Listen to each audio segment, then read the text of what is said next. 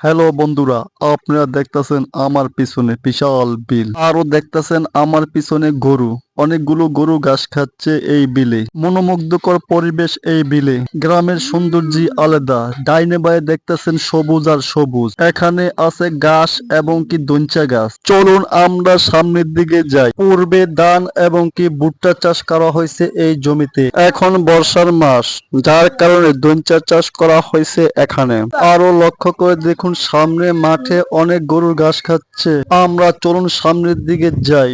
আমার ডাইনে বাঁয়ে দেখতাছেন এখানে গরু এবং কি গরুর বাছুর। পুরো বিল জুড়ি আপনারা দেখতাছেন গরু আর গরু। আপনাদের গরুগুলো এভাবেই পালতে পারেন। আমাদের গ্রামবাসীরা এভাবেই একটা দুইটা করে গরু পালে। আপনারা কেন গরু পালবেন না?